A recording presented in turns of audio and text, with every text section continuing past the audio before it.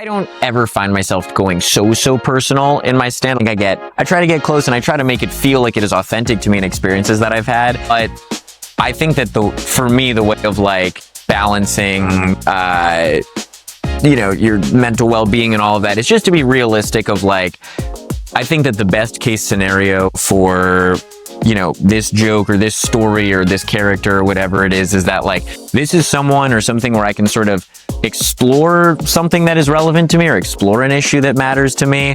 But I think it's helpful to not go into it with the expectation of like, well, I will write this story and by the end of it, I will feel resolved about my issues with whatever it is, like my family, my work, stuff like that. If something standing between you and your happiness, it was for me.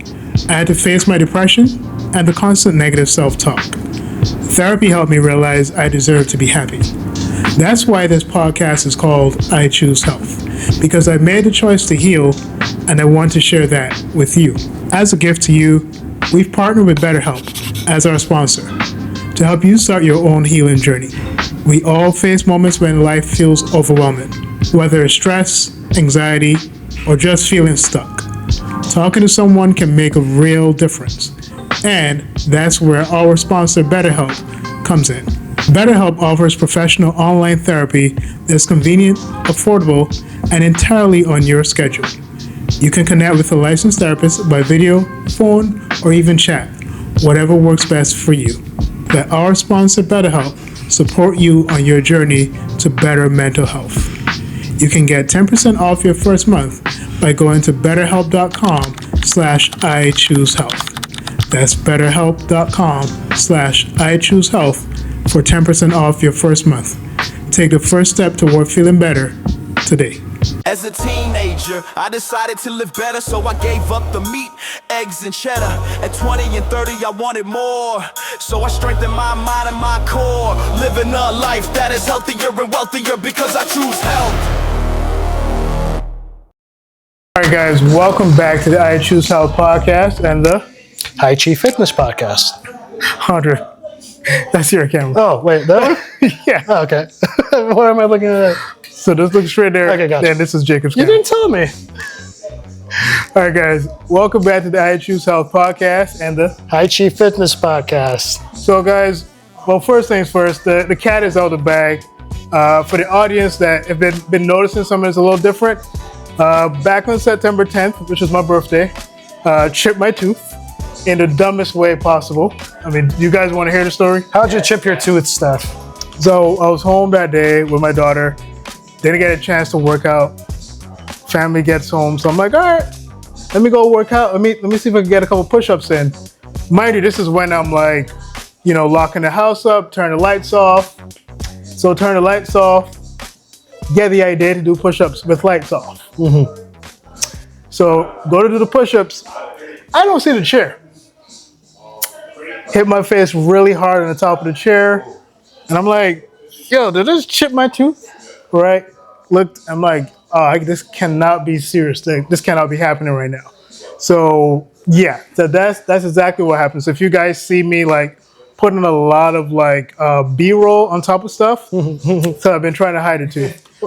Well, like Cindy Crawford made her, mole work. Their imperfection is a perfection. So, wabi-sabi, it's a form of Japanese mastery where you take a imperfection, what's perfect anyway, and then you make it your own. Yeah.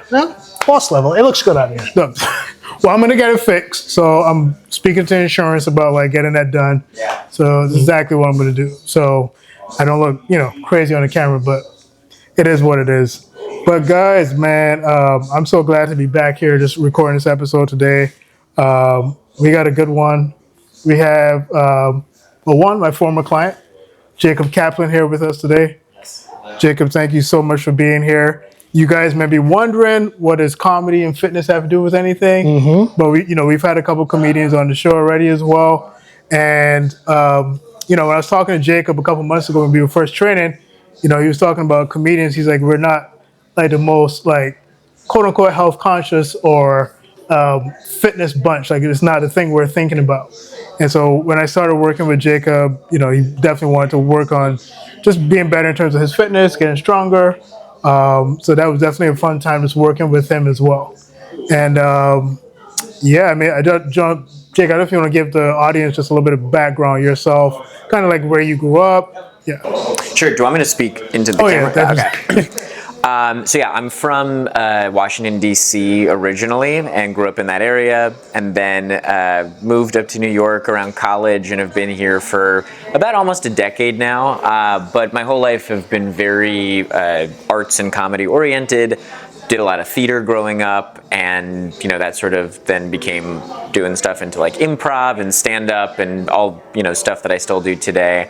And then around college, when I moved to the city, I continued doing all of that comedy performance stuff on my own. I started writing and really, loved all of that. And I guess during college started working at SNL, Saturday Night Live, as an intern, and stuck around there for a bunch of years and was the writer's assistant and really sort of got my start there. And since then, I left a few years ago. I now spend a lot of my time doing writing, screenwriting, TV stuff, some acting, but kind of all in the comedy world.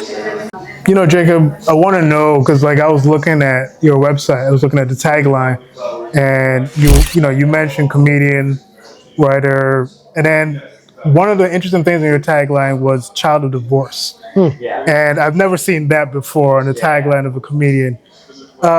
Walk us through why that was an important identifying mark for you, and why it's kind of pivotal to your comedy as well.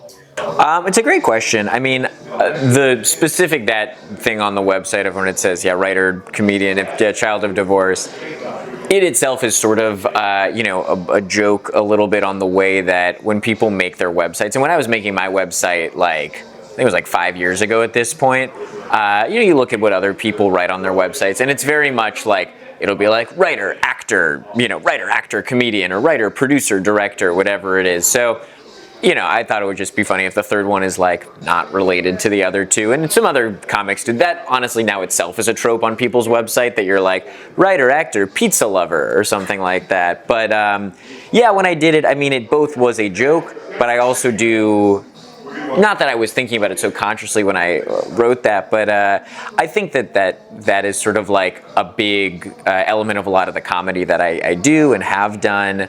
And that being sort of formative to when I talk about myself in comedy or write about experiences that I've had, I think that the idea of being a child of divorce and just sort of I think when that happened in my life, which I was about 15 when that happened, is I think such a area and time of your life that I find super interesting in comedy and writing, and super funny as well. So I think that that's sort of the different ways that I came to it. Both, it's a funny sort of joke to put on your website, but also I think that it does in its own way sort of speak to a lot of the material that I like to touch on. I have wizard on my website. Just wizard. Just wizard with a picture of me, and no, it says Andre Samovich, personal trainer. That might actually be accurate though. Wizard? Yeah. Well, what happens in Wizard Club stays in Wizard Club. So it's interesting. I know it's kind of early on, but maybe we'll start with some deep questions. And I've been wondering, because for me, I'm also a child divorce as well. And sorry, mom, dad. But I wonder, to what extent did it make you feel more comfortable feeling like a loner in a sense? I felt like I kind of went through the world feeling like I didn't need people's help. Obviously, I changed my perspective on that over time. But do you feel like that may have impacted how you see yourself throughout the world? Yeah, definitely. I mean, I think that I, still, when it happened, and still, receive support from my parents and all of that. But I do think that there's something to the idea of when you grow up, your family unit is sort of the only structure or power structure that it's kind of the only thing that you also have this idea that your parents are these superheroes and that they're these gods, and I think you expect often more of them than they're able to provide. And I think that everyone at some point kind of has that moment where they realize oh, my parents are also just people, and you come to it in different ways. I think that for me, parents getting divorced kind of is that moment where you realize oh yeah, my parents are also people, and they also have hardships and they're going through the world and trying to make sense of it. So I think that, you do get this sort of feeling of, I think it is this a little bit feeling of like, in the end, we're all kind of alone, and and the hope is that you find people to surround yourself with, and people, who will support you such that you need it. But that at the end of the day, like, really, if you want to set yourself up to, have a happy and successful life, like, you should be operating in a way where you're just remembering that, like, you're at the center of it, and there's not anyone else that's like predetermining anything for you. There's no one else who is mapping out, what you're going to do or how you're going to accomplish something. So I think that in a way, like, divorce is the catalyst for that. I also feel like it is a realization that most people do come to at some point in their life. Also, how weird is it when you realize that your parents are like actual people? Like when you start, like, for me, like, my parents are almost 70 right now. Yeah. And, both divorced and still haven't remarried or anything like that. And then I started thinking, again, sorry, mom and dad, like, they need a sex life, right? They need a romantic life. And and I'm like, damn, these are my parents. I don't want to think about them this way, but they do need a partner. They do need somebody to be intimate with. So, like, how strange is it for you to think of your parents as just like regular people? Yeah, I mean, it's very. I think about it a lot in that I just turned 28 a couple weeks ago, and my dad was 30 when I was born, and just thinking that I'm just a couple years younger than he was when I was born. It's like, it's just crazy, and it's this thing where, like, yeah, I would not feel in the place where I'd want to have a kid right now, nor do I know what to do with that. But then it's also this thing of, like, I don't know exactly how much he felt that way either, and will say as much of, like, you sort of feel like, he's like, even when I had kids, like, you feel a little bit like a kid yourself, and you just sort of learn this lesson of, like, it's less that people are like, now I have arrived at adulthood and now I will do these adult things. It's more of like, you do the things and then you hope that, the experience of actually doing it will help you mature into it and feel like you're competent in how you're doing it. I remember reading something that many of the really great comedians are children of divorce. I honestly have, it's funny you say that, because I have basically phased out a lot of my child of divorce material from stand-up, because what I was finding is that I would go on these shows and there would be so many other comedians who also have child of divorce material, and it's just sort of like, it's a little bit of like, well, if you go before me and you do 5 minutes about being a child of divorce and I do 5 minutes, like, you're just sort of going to have a worse reaction from the audience. And, like, it is this funny thing where at the end of the day, 50% of marriages end in divorce, whatever the stat is, that it would be like, yeah, a lot of these people also have this experience, and it feels so personal, but it also is like one of those things that a lot of people do experience. And I sort of started phasing out those jokes when I was like, it feels like every 1 in 3 shows someone is doing very similar material to me, so let me try to see if I can find something else. Very cool. No, that's really interesting, man. And, I think about, as you were talking about, I think one of the paradoxes of comedy is where that art can come from a lot of pain, right? I think of, Richard Pryor and like a lot of his comedy coming from a lot of pain as well, how eloquently he was able to tell his jokes in such a really interesting way. And how do you balance that, knowing that some of the things you might be sharing in your comedy may not be the easiest thing to just share, even like regular conversation. So how do you balance those two things? I mean, I think that it's healthy and helpful to, like, I think it's good to have a realistic sense of what, doing comedy and working out through your issues through comedy, like, how much you'll be able to achieve through that, but also how much you won't be able to achieve through that. I think that if I have never found that, like, doing comedy is going to solve these things that I'm grappling with. And honestly, I don't ever find myself going so personal in my stand. Like, I think I try to get close and I try to make it feel like it is authentic to me and experiences that I've had. But I think that for me, the way of, like, balancing, your mental well-being and all of that, is just to be realistic of, like, I think that the best case scenario for, this joke or this story or this character or whatever it is that, like, this is someone or something where I can sort of explore something that is relevant to me or explore an issue that matters to me.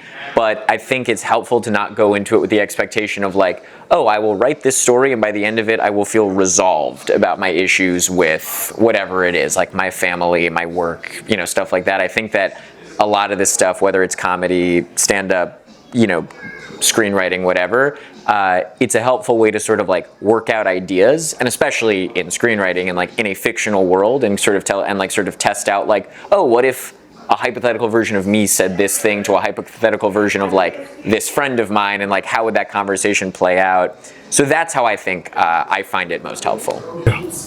You know, also like I've noticed, I've met so many people who are like, they think about different celebrities and people who work in entertainment, and they're like, oh, they must have a great life.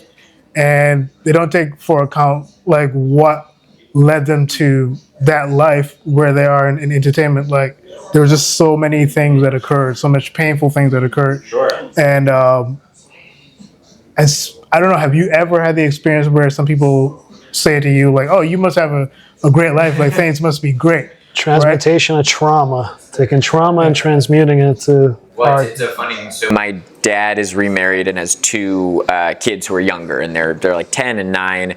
And I have a younger brother who's a couple years younger than me. He and I both do comedy, are both very in that world. The two young kids have really no interest in like the arts or performing and all that. So my dad will say like, he's like, I'm trying to figure out like what I did when I was raising you guys that made you so like fucked up in the head that this is now the you know, career path you want to be going, or like why these guys don't seem to need it as much. So it certainly is something. It's for me, like, and I know a lot of people come at it from like, I have this trauma and I really want to work through this trauma.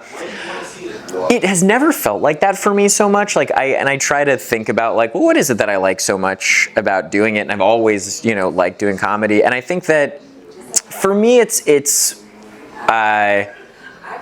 guess I've just always sort of liked, I like laughing myself, and I like being able to make people laugh. And there certainly is, you know, if you want to therapize it, like there's a lot of attention-seeking behavior there. There's the idea of like, this is how I present myself so people will pay attention to me. I mean, growing up, and this gets a little bit into the fitness piece, you know, I was like really bad at sports, and I am far from the only comedian who has that as like the thing that gets them into comedy.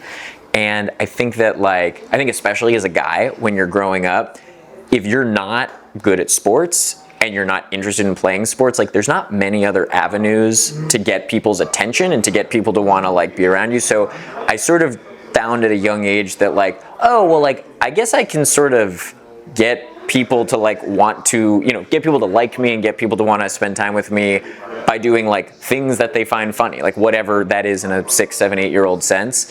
And I think that was sort of a way that I came to it. And in a way I was sort of like, oh, and this means I don't have to like play sports and be bad at sports. Yeah, is that? What would you say was one of the, maybe it's a convoluted question, one of the root causes for you not being good at sports, at least back then? Was it shyness? Was it, you know, being afraid to fail in front of others? It's a great question. I mean, I've thought about it a good amount. Like, some of it is purely genetic. I think some of it is purely like, you know, not great coordinate. I think you do inherit, and you guys would know better than me, but I think that there are just some people who are naturally more gifted athletes. I do think that there was a total fear of failure. There was a total feeling of like, I should not do something if I'm not good at it. And also like, I don't enjoy doing something I'm not good at. And it's not that I need to be the best, but I also really don't want to be the worst. And that really overtook something. And I just sort of was like, I just don't feel like, I don't know how to, no one also really taught, like, you know, I think about, there's this funny thing where like, I played t-ball for a year, and I'm a huge baseball fan now, but at the time, like, no one really explained the rules of baseball to me. It was never like, because you sort of assume that you know, but like when I was playing t-ball, whatever it was, I would always, they were like, well, the goal is you just got to get back. When you hit the ball, you got to get back to home plate. And I was sort of like, I see all these kids running like this space, this space, this space, this space. I should just run to this space and come back. because it's so much less distance. And it's like, Logical. yeah, and then you have like the coach being like, "What are you doing?" And I'm like, "I thought I was sort of inventing a new way to play the game. I thought, yeah." Don't you dare hamper my brilliance. Yeah. So when you said that some athletes are more genetically superior, I mean, you're not wrong. But there's a great saying, I forgot from who, you can look it up, that genetics loads the gun for us, our habits and patterns pull the trigger. So yes, sometimes people are going to get, if you have two Scandinavian 6'11" parents, chances are you're going to be on the taller side. Sure. If you have, Darn it. yeah, me too. If you have, two professional wrestlers, chances are you're going to have wide shoulders. There's genetic coding and all that scientific. But that stuff. explains. Oh, never mind. That explains why you're a 7'2" sports guy. Yeah, I don't know. It's funny because like genetically with my family, the men in my family, really broad shoulders, Yep. thick calves, right? So everybody's like trying to figure out like, damn, what do you do? I'm like, bro, I do work out, but a lot of this is genetics. Like, Every male in my father's side of the family, my father's side is Jewish. My grandfather, unfortunately, passed away during the Holocaust in 1942 on the front lines. He had famous wide shoulders. He was a bread maker, so he would schlep those 100-kilogram bags of flours. And my father's the baby of the family, 84. His older three brothers are 90, 93, and 97. Okay. And everyone, my brother also, my brother's 6'3". I don't know where he got that. He played a little bit for St. John. Like, I'm 5'10" in heels. I'm 5'10". And my father's 5'5", my mom's 5'4". My brother's 6'2", 6'3". It's crazy. But every single male in my family, we have that broad shoulders, the big shoulders.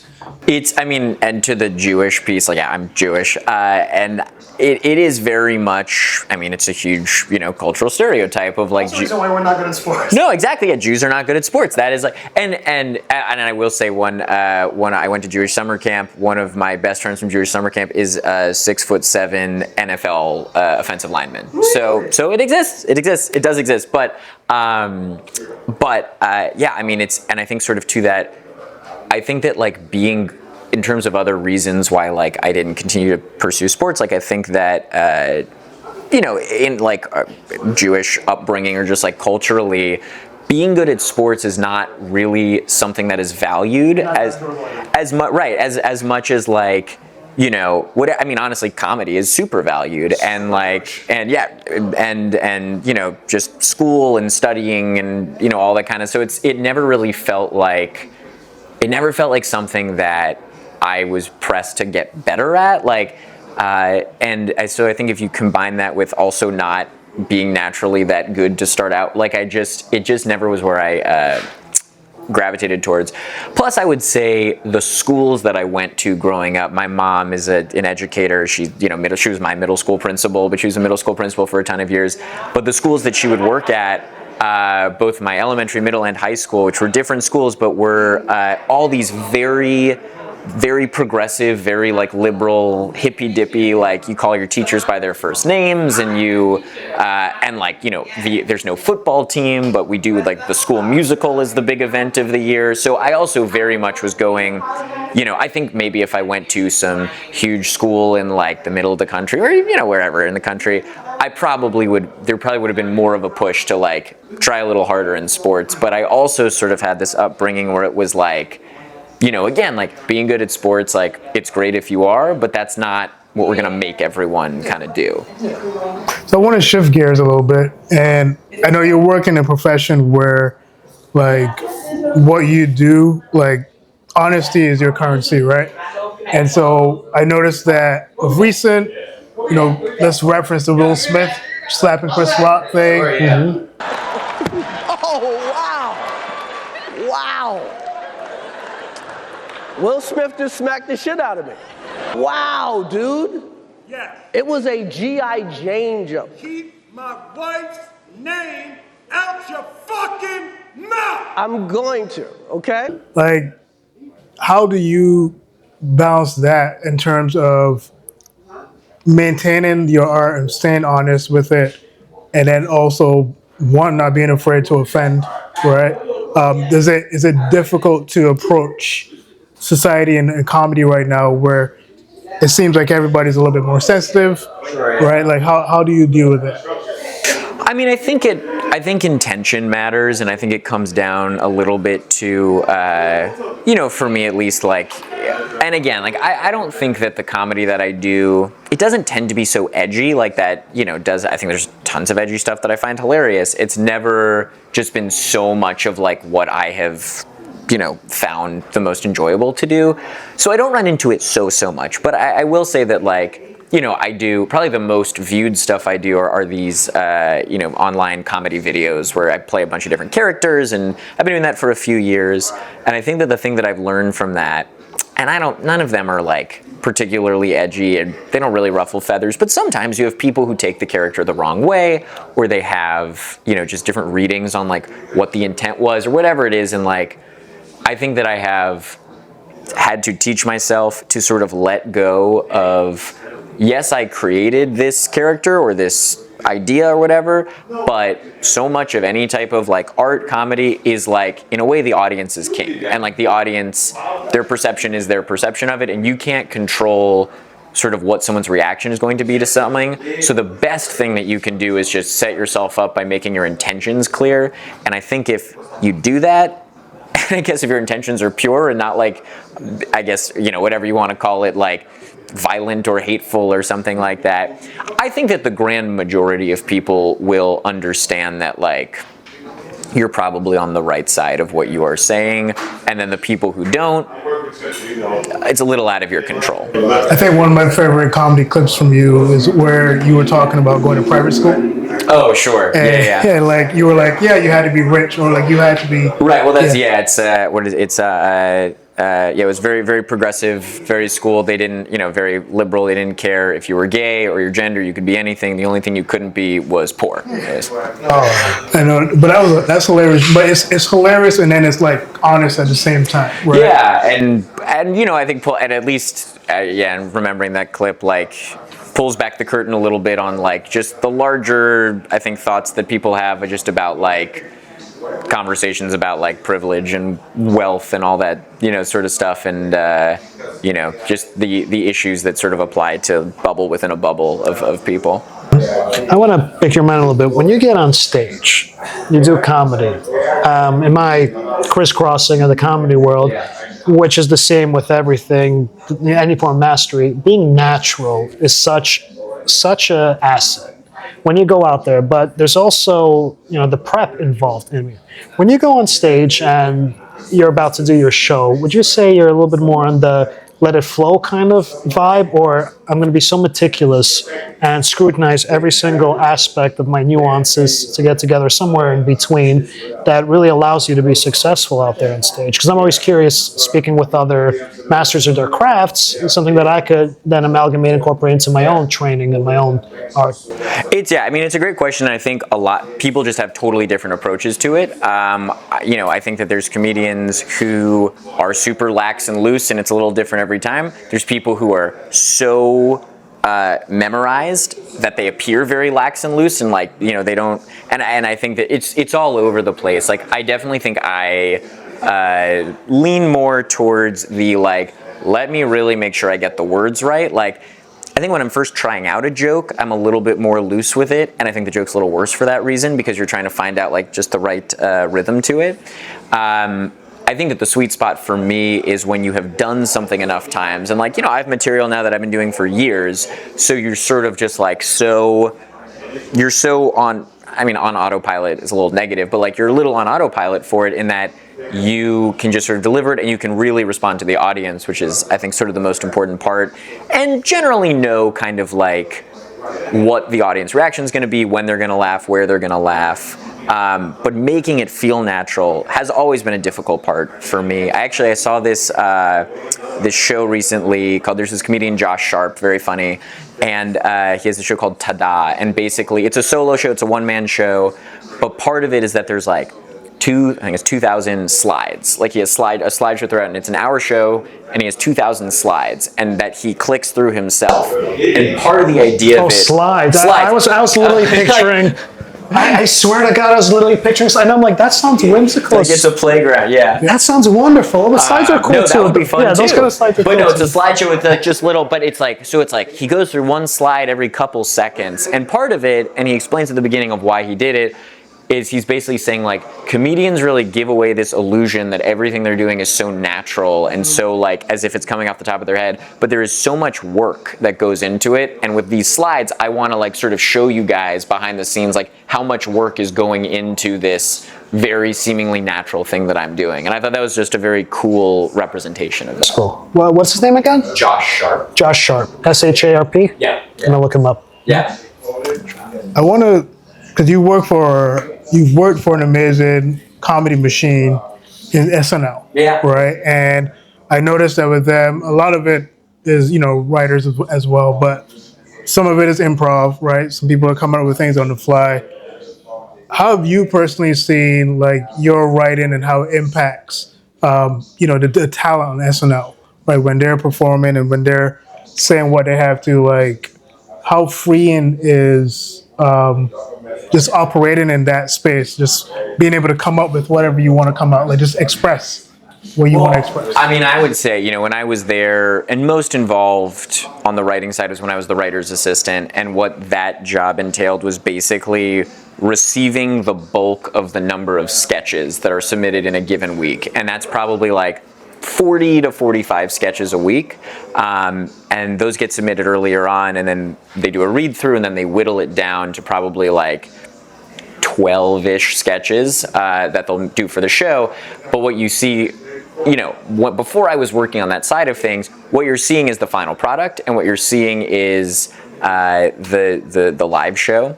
And what that is the product of very specifics. Like that, I will say, is little to no improv. At that point, it's like everything's written down on cue cards. It's very meticulous to the word. It's a live show, so like they can't, like, everything is just timed down to the second. But the step to getting there is this very free-flowing, like, let's put all ideas there. So first you're writing 40 sketches every week. So there's just so many ideas that are flowing. And then even when the sketches are selected for that week's show, the next day, all of the writers are getting around a table and they're rewriting. They're going, sketch by sketch, page by page, really throwing out pitches for, like, the good thing with a 4 to 5 minute long sketch is that, like, you really have the ability to just get granular and go line by line and pitch on anything. So yeah, I would say that it does not. The show you see every week, there is very little improv, but in the week leading up to it, there's every pitch under the sun, and if all the content were put together, it would be a super long show. At this point, the camera focus on Andre and I cut out. We still have the rest of Jacob's responses here. Sketches were the ones that just came on a dime. That were impromptu, kintsugi, just like piecing together like all that. Am I wrong? Well, I mean, I guess yeah, which ones are you thinking of? So I'm just thinking about, like, for instance, Chris Farley falling through a table. Sure, yeah, Matt Foley, yeah. Matt Foley. Yeah. And then even the laughter that you're not supposed to laugh when you do it. When people break in characters, it's some of the funniest things. You see, breaking character is quintessentially not following. Well, right. There are the examples of when something does, and that's sort of. Jimmy Fallon always laughed, no matter what. You could blink wrong and Jimmy Fallon was cracking. Right, I mean, part of it is like the show is so scripted that in those moments where you do break from that, yeah, it's it's hilarious. You get huge laughs, and like because it's like, oh, that's not what's supposed to happen. That's the essence that I'm trying to crack. That essence of mastery in comedy, where it's kind of that yin yang, where you can't predict it, but you also cannot not predict it. It just has to be like almost like kismet, like serendipity, just at the moment with the right energy that you could prep yourself to get it into a much higher likelihood of that happening, as you said, with the meticulous with. And what I would also say is, like, partially, I mean, this is not from any personal experience, so I can't, but like watching those moments, what also part of it is there's this big amount of trust, I would say, because that if you're in a sketch, you're still like, yes, you might be laughing and can't say your line, but like there is a entire team of set people, lighting people, costume people, sound people that are like rolling with it and following along. Whereas if it's like, if I myself am doing a stand-up set or something like that and something goes wrong on my end, like I kind of got to fix that myself, whatever it is. So you do get a little bit, I wouldn't call it freedom, but I would say that like it is like there's so much work that goes into all of these sketches. Like it is truly a massive team that works on all of them. So it is very much a like everyone has your back sort of feeling. You know, this might be a controversial question. And you don't have to answer it. Let's hear it. So I have a question about like Leslie Jones, right? Okay. And so she's one of the few SNL members that, like, for some reason she has a hard time following the cue card, right? Or following the lines, and you can see it, like everybody can see it. What is that like? Just I don't know if you were there anytime Leslie was there. We overlapped for a couple years. I mean, it was when I was an intern in college, so I was not super involved in any of like the sketch, like the writing side of it at that point. So I can't give any sort of like this is what is going on. Like I think like it's a difficult task to basically, you have to be in the scene, but also you're looking at a cue card and there's words written, and also the words like change every day. You're the live, like you do the live show, you do a dress rehearsal right before the live show, but the script will change between the dress and the live show. So I can't answer for that in particular, but I do know it is very much a show where like, yeah, the lines are changing a lot very quickly. I have one last question. Christopher Walken, you're familiar with him? Of course, yeah. So this is where I'm trying to tie it in regarding stand-up and having that perpetual essence of hilarity. You take someone like Christopher Walken. I mean, he's not a professionally trained comedian. He was a dancer and then an actor, award-winning actor. Yeah, everything he does is funny, right? To a certain extent. Even if sometimes it's not intentional. You put him on stage, I'm not sure if he's ever done stand-up. Sure, yeah. You could be staring off into space and people will be cracking up. He has cracked into that holy grail of comedy energy, whether, I'm sure willingly in some sort of facet or form.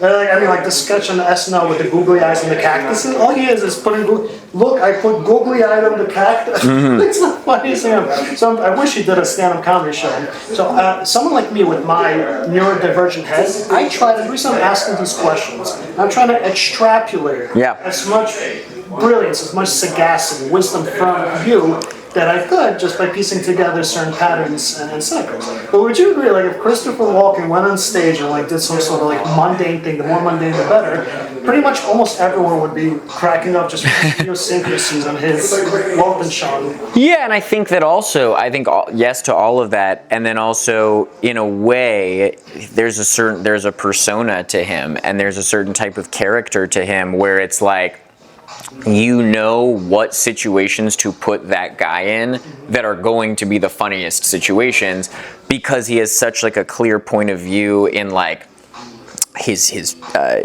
intonation and the way he talks and what he said, all of that. So I think that any time where you're like, oh, this type of person has like a persona to them, and people are more multifaceted than that, but just for the sake of comedy of like, oh, seeing a guy like Christopher Walken in X, Y, or Z situation, like, that's going to be funny because he has just made such a clear persona for himself. I'm just picturing him as Bob Ross painting. For whatever reason. Oh, yeah. This cloud, it stares at me awkwardly. We're going to have to do something about it. Yeah, exactly. Like it's always, I love him. He's super funny. So my last question.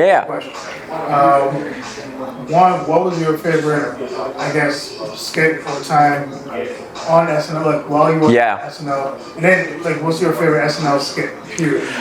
Oh, that's a great question. My favorite of all time, I would probably say, is this Melissa McCarthy sketch from 2011 or something. I think it's 2011, and it's like a test group for Hidden Valley Ranch, if you know the sketch. But basically, it's like there's a focus group for new flavors of Hidden Valley Ranch, and it gets revealed that like if you come up with a winning tagline, you get like $50 or something like that. And I mean, Melissa's hilarious in it. There's a lot of funny physical stuff with like just the ranch and like trying to come up with the line that's going to win it. It is. I loved it when I was 13 and saw it, and then I still love it now. Like that's probably my favorite all-time one. My favorite of when I was there, I mean, there are so many truly that I like, really just so many great ones. And I really was there during like, I think just like, I just love, you know, I started there very much when it was still like the cast members who when I was in high school were there, like Kate and Adie and Kyle Mooney and all those people. So like, that was just so cool. I think that in my time there, my favorite sketch to watch and also see come out into the world was, you know, John Mulaney. Now it is a hallmark of the show, but that when he hosts, does those like musical sketches where it's like, you know, oh yeah, he's the best. And you know, he'd have the first sketch that he did was about ordering lobster at a diner Lobster. And it's, you know, just parodies to a bunch of musical songs. And it was like, they've now done it probably like 5 or 6 times, but yeah, it was my first year interning there, the first time that they did that sketch. And I remember watching in dress rehearsal, and it's sort of this funny thing of like, now that is an iconic sketch, at the time, like, you don't know necessarily how the sketch is going to be received. So it's just sort of like, you're just sort of watching it at face value. And I'm a huge musical theater guy, and I love John. Like, it was just such a good intersection of stuff. And I'm so glad it became sort of an institution in the way where now they've done that type of sketch so many times. But the first one, the Diner Lobster, Mulaney, I think 2018, was probably like my favorite sketch to get to watch while I was working there. I'm gonna list actually 2 very quickly. Yeah. I think for me, it was definitely from my childhood was the Chris Kattan and Will Ferrell when they're in that. Oh, Night at the Roxbury, or Yeah, what is that? yeah, Roxbury guys, yeah. Yeah, they're dancing, and then the other one was definitely I think when Chris Rock and Dave Chappelle are doing the like election results.